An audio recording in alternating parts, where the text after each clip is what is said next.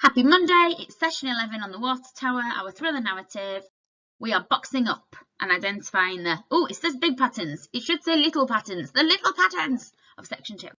Right, okay, so this is what it will look like, but I've colour coded it to try and help you. But basically, you can see here, I've got the first section of the waggle, and I've tried to break it up into like phrases, haven't I? Can you see? Sometimes I put more than one together, but basically I'm looking at this utterly miserable, and from the bit utterly miserable I'm asking myself a question. I want to find out, how did the main character feel? Now, how did the main character feel is the question, utterly miserable is the answer. So you're starting backwards. Instead of thinking question then answer, you're thinking answer, what is the question? So if the answer is Bubba stepped out onto the top of the tank, the question is, what did they do? They being the main character. Then I've got the wind was hot, the glare was terrible. I've jumped them together because it's both things about the effects of the environment. So what are two effects of the environment? Blinking and squinting. The question is, how did this cause the main character to act? He's blinking and squinting because of this bit that came before. He looked about for his towel. What did they do? And then what did they notice? So he noticed that it had blown to the far side of the tank and hung there, caught on the head of the valve.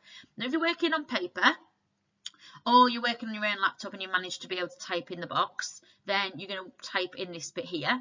If you're on Teams, then there's a bit that says if you're working on Teams, and then you'll write it below. Now, the really great benefit of working on a laptop is that you can colour code to help you as well if you want to do that. I've done that in order to help. Now let's look at the next bit.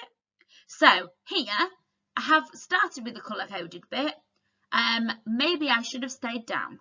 That links to what thoughts the main character had. They thought maybe I should have stayed down. Now, have a little look at this next bit. And the question is, how did they speak? Which bit tells you how did they speak? That's it, you are right. How did they speak? He muttered woefully to himself, which means that what are they doing is tiptoeing across the burning metal. Okay, so that's how it would look by the time that you are finished. And obviously on Teams, it would be written below. Now here, I've got an example of what's going to happen next. So I've got with the towel wrapping around him. Now what I'm going to do now is you could highlight each section, or you could, if you were working on paper, put lines in. So I'm going to put a line there. That's going to be my first question. He looked around for his clothes, although they were not where he had left them. That's question 2. Spikes were there, wedged beneath the hatch. There you go. And he saw his shirt flapping wildly at the top of the ladder like it were trying to escape. But where were his shorts? Okay, so question 1 is with the towel wrapping around him. So my question would be, what is he doing? And it would be, what is he doing? I could do times 2. What is he doing times 2? With the towel wrapped around him, he looked for his clothes. That's the first one. Then I could say, but what was strange? So first question, what is the main character doing times 2? What was strange? And that would be, although they were not where he had left them. Okay? And then I would put, what did he notice? Spikes were there, wedged beneath the hatch. And it would be, what did he notice times 2?